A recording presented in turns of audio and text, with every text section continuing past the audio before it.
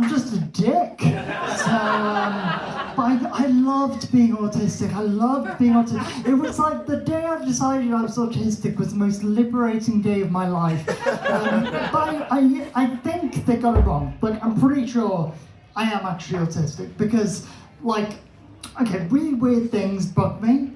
Like things get on my nerves. Like, for example, when I'm having sex, I get very frustrated when there's music playing and the guy isn't thrusting in time with the music. I've been known to sort of clap to try and get him in time, like, come on!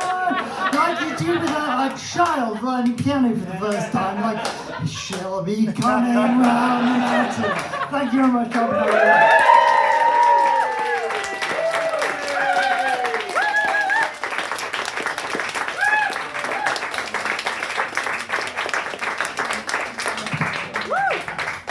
Oh my God! Ari, you know what you reminded me. Oh, this is I used to run a business where I would go around to different villages and sing lead children, like preschoolers, and all that kind of shit, all those songs that coming around the mountain, and the what is it? The one where they go up and down the hill and lose all their men and all that shit. That one, yeah.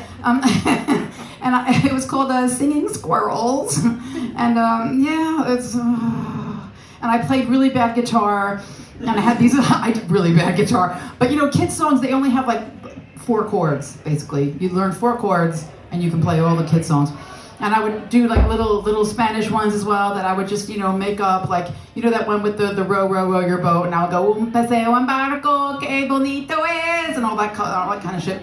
Yeah, well, anyway. But I didn't do the coming around the mountain. No, I didn't. I did a lot of other ones. I made the mothers get up and move around in a circle with their kids, and the last thing, and the carers and all that, the last thing they wanted to do was move because they thought they were just there to chill for 2 hours. And I was just like, no, bitch, no. I didn't say bitches, I couldn't. I was like, hey, everybody up, she'll be coming, all that kind of stuff, Anyway, yeah, you reminded me of that. I was like, oh, right.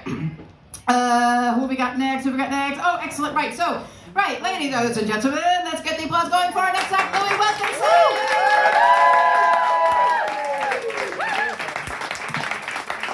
Well, G&D, are we good? You comfortable? Yeah? Maid Marion at the back, are you comfortable?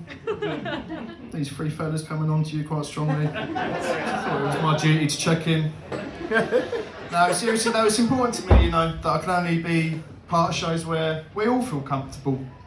Being our true selves, without fear of judgment and insult, And part of that is accepting that looks can be deceiving. So, with that in mind, I'd just like to share that I identify as a fat man. My pronouns are he, ate, it. Or, if you prefer, fatty, bomb, batty. Just please be aware that I no longer answer to fitty, bomb, bitty. It's been years since I looked like that. I've let myself go. I'm getting old. And it is tough. It is very tough getting old. It's a young man's game. Can't handle things like I used to. Learned that lesson the hard way, back in March this year. Rushed off to A&E, the Royal London Hospital in Whitechapel. Not proud to admit it, but I've taken an overdose. Yeah. I've taken about 300 wasabi peas and I've not had enough to drink. Oh, I was fucked up. Oh, I was so fucked up. I don't know what I was thinking. I've never had a dose that big before. You ever had a few with friends, festival, cheeky Friday in a pub toilet maybe. Next thing I remember, I'm waking up on this hospital bed. This doctor, he's got his hand on my shoulder, he looks worried.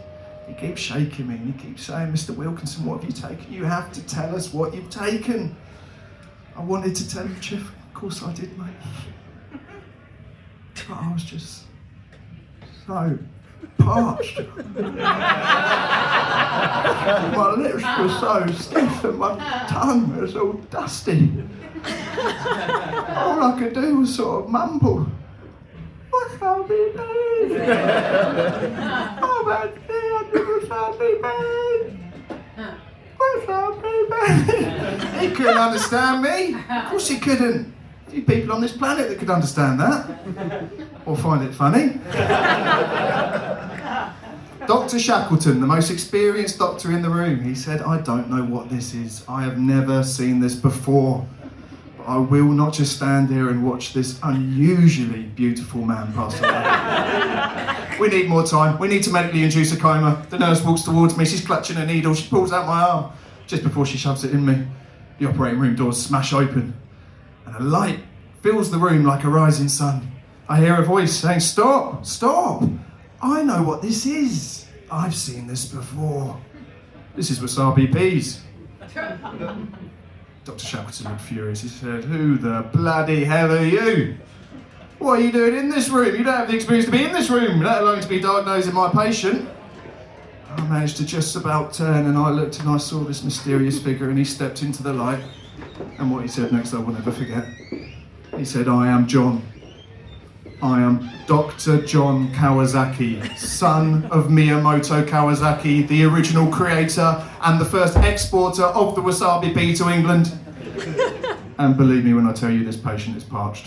And unless you do exactly what I say, and when I say, this patient will soon become beyond parched. And with the speed of a Takeshi's Castle champion, Dr. Kawasaki grabbed the rail of my hospital bed and he spun me out of Whitechapel Hospital. Straight to the left, there's a hospital tavern. It's a very good pub, actually. I'd recommend going there. He put me in the corner. He set up a bag of IV, 3-pint bag, warm ale. London Pride, I think. It's a bit hard to tell.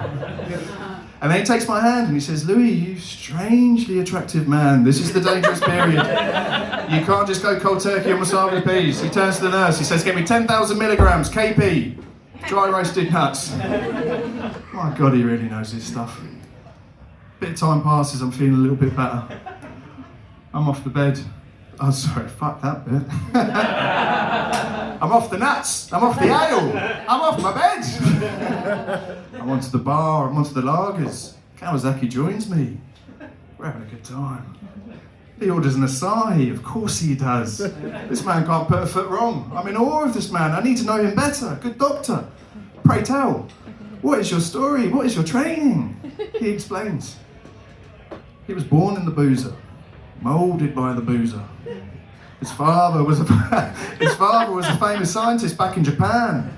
His mother was a famous slag that was the manager of a Wetherspoons.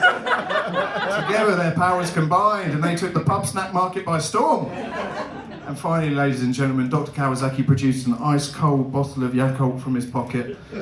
And with that milky, bacteria-rich drink, I had become once again fully rehydrated.